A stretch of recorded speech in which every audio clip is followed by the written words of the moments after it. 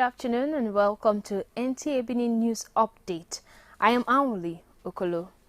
President Muhammad Buhari has signed the Petroleum Industry Bill 2021 into law, working from home in 5 days quarantine as required by the Presidential Steering Committee on the COVID-19 after returning from London on Friday, August 13. The President assented to the bill Monday, August 16, in his determination to fulfill his constitutional duty. The ceremonial part of the new legislation will be done on Wednesday after the days of mandatory isolation would have been fulfilled. Meanwhile, President Muhammad Buhari is to meet with security chiefs at the presidential villa in Abuja. A statement by the special advisor to the President on Media and Publicity, Femi Adesina, says the security forces have in the past weeks taken the battle more robustly to insurgents, bandits and all other criminals round the country, and they are surrendering their arms. The President will be brought up to speed on development after the Thursday meeting, while plans to bring a decisive end to the challenge will be formulated. The federal government says it remains committed to ensuring that Nigerians have unfettered access to safe and effective COVID-19 vaccines. Secretary to the Government of the Federation and Chairman of the Presidential Steering Committee on COVID-19, Boss Mustafa, stated this while officially flagging off the second phase of COVID-19 vaccination in the country. Olusheye Adiabo reports.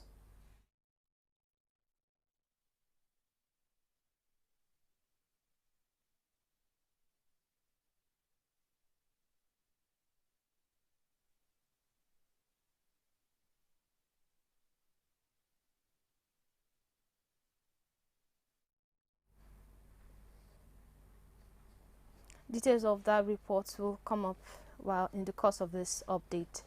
Now, the Nigeria Center for Disease Control has announced 584 confirmed new cases of COVID-19 and 4 deaths in the country. 183,087 cases have been confirmed and 167,310 cases discharged, and 2,223 deaths recorded in 36 states and the Federal Capital Territory. The 584 new cases are reported from 15 states: Lagos with 201, Rivers 149, FCT 82, Ondo 73, Ekiti 17, Cross River 1, Cross River 13. Others are Oyo 11, Ogun 9, Delta and Osun recorded 8 cases each, Bayelsa and Kaduna 4 each, while Kano, Kwara have 2 cases each, and Sokoto recorded 1 case. Now in business, the issues concerning the new CBN Forex policy in Nigeria was the subject of discussion on Good Morning Nigeria this Monday morning. Peter Oyibo reports that Professor Mike Obadan, who was among the discussants from NTA Benin Network Center, is advocating proper coordination of the country's foreign exchange. Professor Mike Obadan says more needs to be done in order to achieve the purpose of the new policy. He adds that producing and exporting enough goods and services can help the country's foreign exchange rates. The BDCs had constituted some kind of sabotage to government policy, specifically monetary policy. The BDCs were set up as a quasi-official, market to support, in the accomplishment of the central bank's objectives. He further suggested that parallel market rates should not be the decision of the exchange rates of the country.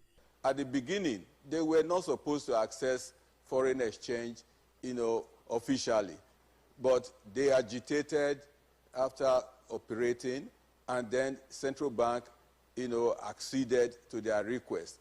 And when foreign exchange is sold to them, they are expected in line with monetary policy, to sell the foreign exchange to small users, end users, at a margin, approved by the bank, not to go to the black market and, collude with the operators there and be selling at those rates. He called on the government to apply appropriate sanction on any defaulters on the new forest policy in Nigeria. In Benin, Peter Oibo, NTA News. This is the news update on NTA Benin. It's time for a break. Please stay tuned.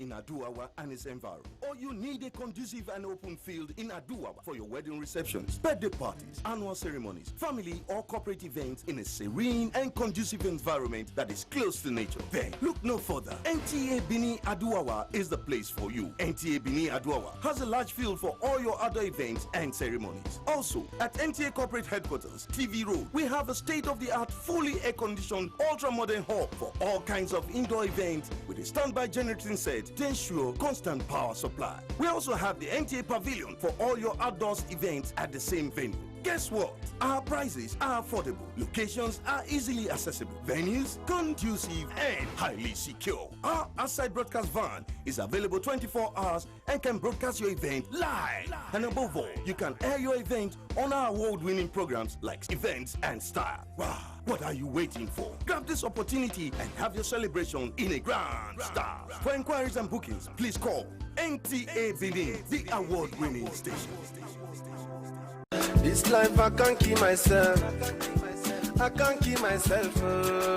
I can't keep myself. Allow me to flex. Hello there. Welcome to the newest lounge in the Asian city of Benin, Hyperion Lounge, a lounge with good food, music, drinks, karaoke, networking, exclusive for VVIP, and a relaxed environment to meet the right people.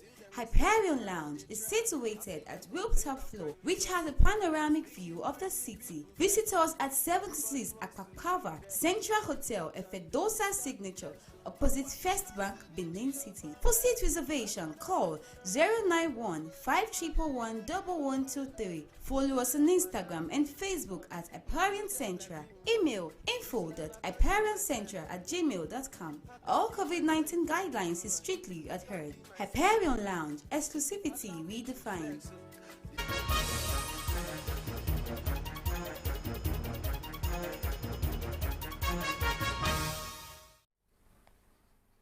You're welcome back.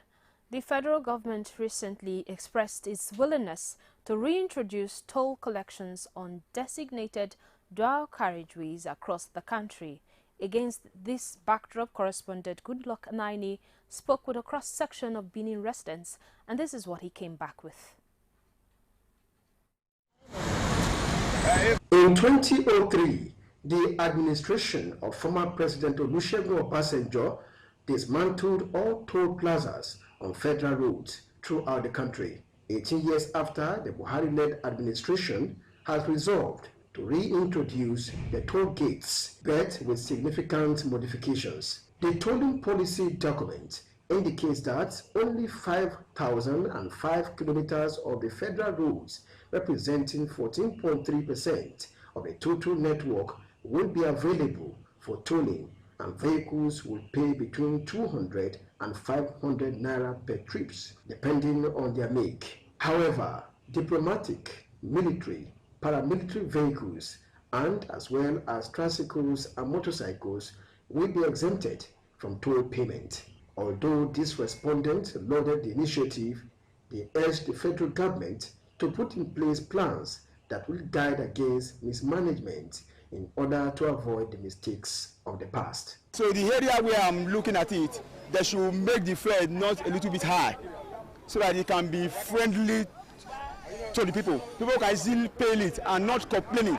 The issue of toll gates in work development, they can use the said money to work on our roads, because most of our road is bad.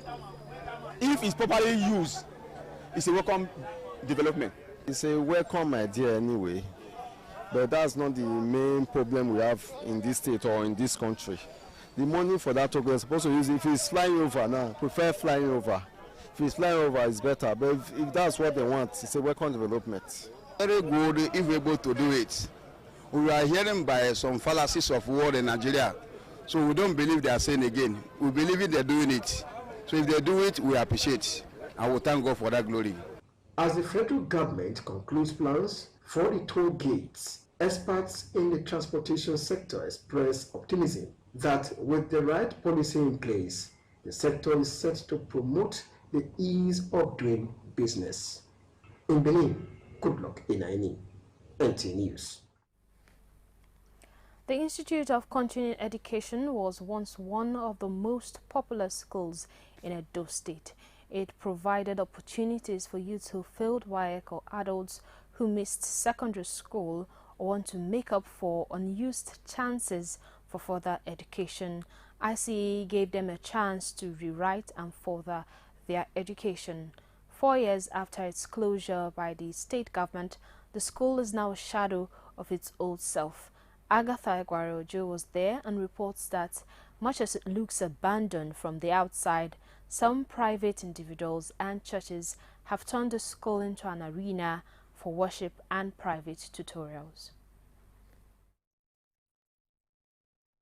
The ICE was established by the late Dr. Samuel Ogbamudia in 1972. In its heydays, it provided remedial studies to students to enable them sit for WAEC. Also, it was a one-stop arena for civil servants and other workers who needed to develop themselves to pursue advanced studies. Years after its closure, huge trees and bushes have taken over ICE. The roofs of the building are already falling off, and this is what is left of the laboratory. As abandoned and overgrown as it looks outside, our visit showed that some of the classrooms have been turned to worship centers. Mature students were also seen in 2 classrooms taking ICANN lectures, while another one of the classrooms had about 30 students who were receiving lectures in preparation for WAEC. We do come to lecture, we attend lecture here to prepare for our JAMB, SSC. So now I have took my job this year, so I attended the lecture with her before my JAMB. Government does not interfere in this place again, just left like that. So apart from the private lecture I was taking over here, and there's another occasion going on there, which is the ICANNs. They are still there, do their own. Although I'm not a student here, but my brothers are also students here, so I normally come here. Anytime they leave home and come to lecture, I normally feel bored at home, so I just take a walk myself. I come to the lecture, just sit down. There are also a few students preparing for external examinations who sit in conducive corners to revise. Students from different schools and lectures, even parents come and study because of the quietness, and it's convenient, though the environment is that there's a lot of mosquito around this vicinity, so we normally wear long clothes. There are security around. They tell us that once it's 5, 6 we should leave. So we come like that kind of 9 and go back 5:30, a maximum of 6 o'clock we are out of here. Edo State Ministry of Education says it is not aware of the use of the place by private individuals, especially as the property has been handed over to Edo Jobs. The permanent secretary told NTA News crew off camera that investigations will be carried out. Meanwhile, the crew made efforts to speak with the head of the innovation hub in the premises, but the facility manager said he was not in a position to speak on the issue and the head was unavailable. In Benin, Agatha Egwareojo, NTA News. We'll take another break. Please stay tuned. Next time you visit the ancient city of Benin, 2 things will excite you: the want and welcome of its people, and of course, the class and style of its hospitality business.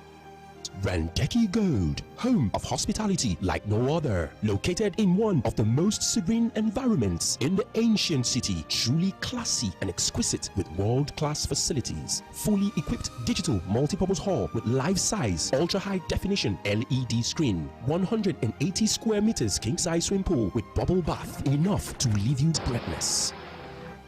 the exotic Ariel's Bistro and Grill restaurant with variety of continental dishes, especially some of the rarest delicacies you can find in town. Fact is, a visit will truly convince you that we are gold. Rendeki Gold is the gold wing of the prestigious Rendeki Royal Hotel at 6 Uhenoyi Street off Ihama and Boundary Roads, GRA Benin City. www.rendekihotels.com. Rendeki Gold. Our hospitality is gold. Do you live in Aduawa and its environment? Or you need a conducive and open field in Aduawa for your wedding receptions, birthday parties, annual ceremonies, family or corporate events in a serene and conducive environment that is close to nature? Then look no further. NTA Benin Aduawa is the place for you. NTA Benin Aduawa has a large field for all your other events and ceremonies. Also, at NTA Corporate Headquarters, TV Road, we have a state-of-the-art, fully air-conditioned, ultra-modern hall for all kinds of indoor events with a standby generating set to ensure constant power supply. We also have the NTA Pavilion for all your outdoors events at the same venue. Guess what? Our prices are affordable. Locations are easily accessible. Venues conducive and highly secure. Our outside broadcast van is available 24 hours and can broadcast your event live. And above all, you can air your event on our award-winning programs like Events and Style. Wow, what are you waiting for? Grab this opportunity and have your celebration in a grand style. For inquiries and bookings, please call NTA Benin, the award-winning station.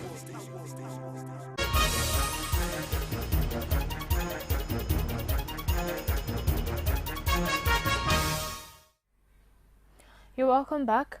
A social event has held as part of burial activities of the late patriarch of the Azeme Azena family of Opepe in Isako, late Pastor Samuel Azeme Azena, who is the father of the senior pastor Omega Fire Ministries Benin, Dr. Azena Azeme.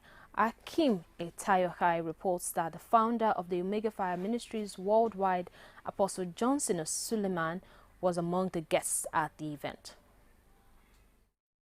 Guests including members of the Omega Fire Ministries, led by the founder, Apostle Johnson Suleiman, representatives of the state government, and some Nollywood actors were on ground to identify with the children of the deceased to bury their father.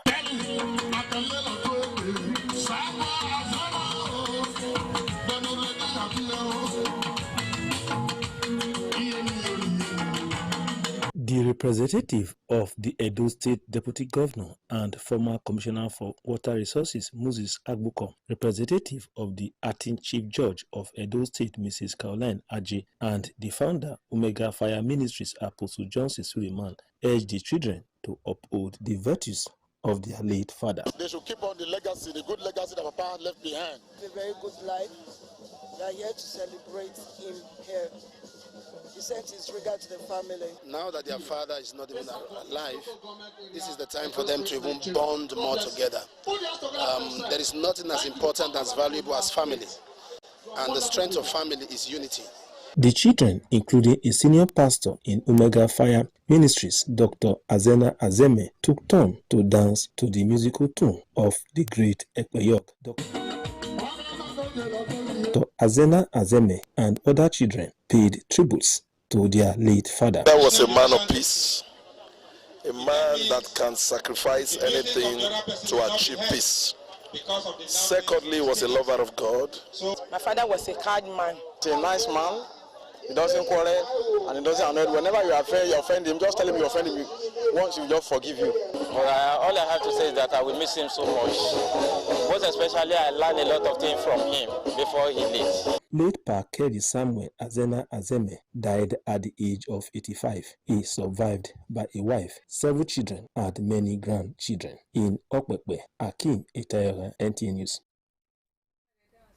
Members of the Edo State chapter of the Nigeria Union of Journalists, NUJ, were in mourning mood after the death of one of their members and sports journalist, Ahmed Aibona, when the body arrived at the NUJ Edo State Press Center at 9 o'clock Monday morning for the ceremonial lying-in state.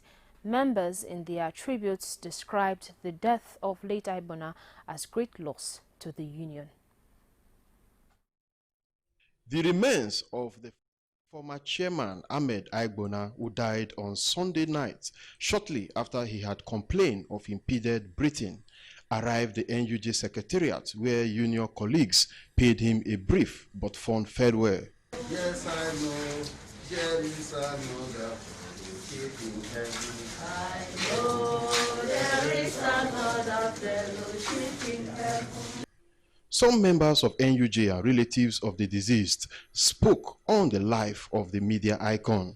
She try and emulate good things. He lived a very good life. And then all I can say again is that may God keep his soul peacefully and grant all the journalists in Edo State the fortitude to bear the loss, as well as his family members. Ahmed Aigbona was a special brother. He stands for peace.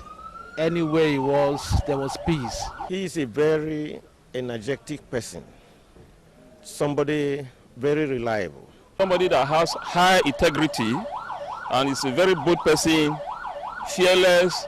Late Ahmed Aigbona was a reputable sports journalist who hails from Esako West local government area of Edo State. The body was later conveyed to Auchi for interment according to Islamic rites. In Benin, Peter Oibo, NTA News.